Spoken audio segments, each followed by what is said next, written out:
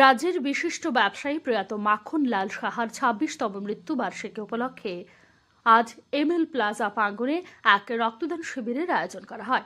রক্তদান শিবিরের উদ্বোধন করেন মুখ্যমন্ত্রী প্রফেসর ডক্টর মানিক সাহা।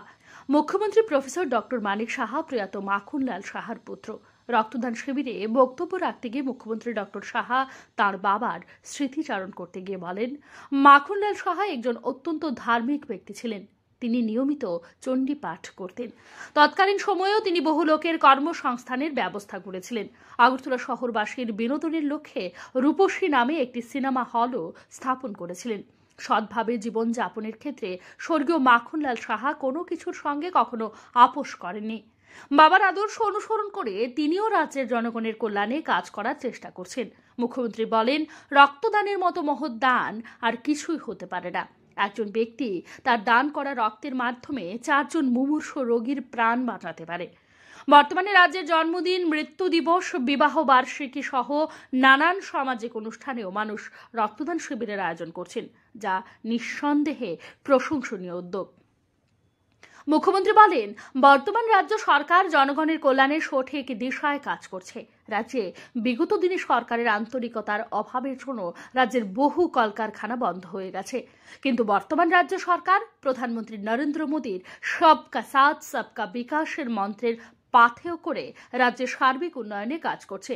অনুষ্ঠানে আগরতলা পৌর নিগমের মেয়র দীপক মজুমদার বলেন, রাজ্যে রক্তদানের সুনাম রয়েছে। রাজ্যের মুখ্যমন্ত্রীর আহ্বানে সাড়া দিয়ে বিভিন্ন ক্লাব, সামাজিক সংস্থা রাজ্যব্যাপী রক্তদান শিবিরের আয়োজন করছে। ফলে রক্তদান রাজ্যে এখন উৎসবে পরিণত হয়েছে। অনুষ্ঠানে এছাড়া উপস্থিত ছিলেন স্বর্গীয় মাখনলাল সাহার সহধর্মিণী তথা মুখ্যমন্ত্রী প্রফেসর ডক্টর মানিক সাহার মা সূর্যবালা সাহা, মার্কফেডের ভাইস চেয়ারম্যান সঞ্জয় সাহা, মাখনলাল সাহার বড় ছেলে রতন সাহা প্রমুখ। অনুষ্ঠানে রক্তদান শিবিরের পাশাপাশি দুস্থদের মধ্যে কম্বলও বিতরণ করা হয়। মুখ্যমন্ত্রী সহ অনুষ্ঠানে অন্যান্য অতিথিগণ দুস্থদের হাতে কম্বলগুলো তুলে দেন। স্বর্গীয় মাখনলাল সাহা অত্যন্ত ধার্মিক ব্যক্তি ছিলেন। আমরা ছোটবেলা থেকে দেখেছি ওনাকে বাড়িতে সবসময় উনি পদ্মাসন করে পুরো নামাবলী যা যা আছে পরে সবসময় ছোটবেলা এভরিডে, এমন কোনো দিন নেই যেদিন পাচ্ছেন সেদিনই বসে চণ্ডী পাঠ করতেন। এবং চণ্ডী পাঠ এমনও সে চণ্ডী যে বইটা আছে আমাদের কাছে, সেটা একদম পুরনো হয়ে গেছিল, সেটাকে আপনি নামকা বাজতেই থাকতো, কিন্তু একদম পুরো মুখস্থ ছিল। তখন তো পাখাটাকে ছিল না, পরবর্তী হাত পাখা আমরা করতাম ছোটবেলায় যখন উনি করতাম, প্রায় ঘন্টা দেড়েক সমানে। উনি এত ধর্মপ্রাণ লোক ছিলেন এবং এই চণ্ডীপাঠ এখনো তার ভিডিও পরবর্তী সময় যখন বেরিয়েছে, আমার বড় ভাই সেটারও ভিডিও করেছে। এখন তার কোথায় উপস্থিত আছেন জানি না। এই হচ্ছে আমার বাবার, যেটা আমার এখন মনে হচ্ছে, সেই দিক দিয়ে চিন্তা করলে আমরা কিন্তু ঠাকুর ঘরে গিয়ে সেইভাবে আমরা সেই পুজো কিন্তু আমরা করতে পারি। দুর্গা পূজা করি বা অন্যান্য পূজা আমাদের বাড়ি করে তো সবসময় ধার্মিক বিষয়টা সবাইই থাকে, সেইভাবে কিন্তু আমরা করতে পারি।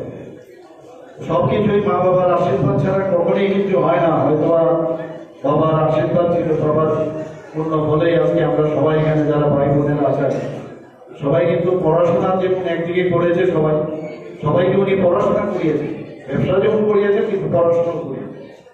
এমন কেউ নেই যাকে পড়াশোনা করা, সবাইকে। আমরা দেখতাম যে আপনারা হয়তো অনেকে জানেন, অনেকে জানেন না, তখন টেরিটোরিয়াল কাউন্সিল ছিল এখানে, বিধানসভা ওই চিফ কমিশনার তখন এর আগে টেরিটোরিয়াল কাউন্সিল ছিল, সেখানে উনি ইলেকশনেও দাঁড়িয়েছিলেন। এবং প্রতিপক্ষ কে ছিলেন? প্রতিপক্ষ ছিলেন আমাদের প্রাক্তন মুখ্যমন্ত্রী সুকুমার সেনগুপ্তের এগেইনস্টে উনি দাঁড়িয়েছিলেন নির্দল হয়ে।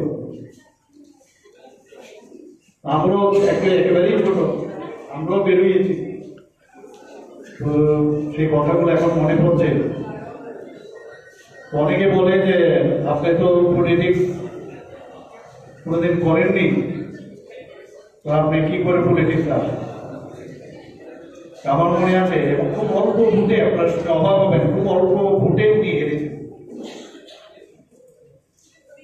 যাই হোক, যখন রাজনীতিতে আর বেশি যেগুলোর না, তারপরে কিন্তু ব্যবসাটা একদিক দিয়ে ভালো হলো। আসলে ওই রাজনীতি করার ফলে পরবর্তী সময় হয়তো আমরাও রাজনীতিবিদ হতাম বা যাই হতাম, কিন্তু উনি তখন ব্যবসার দিকে মনোযোগ দিলেন। ব্যুরো রিপোর্ট, সংবাদ 365 দিন।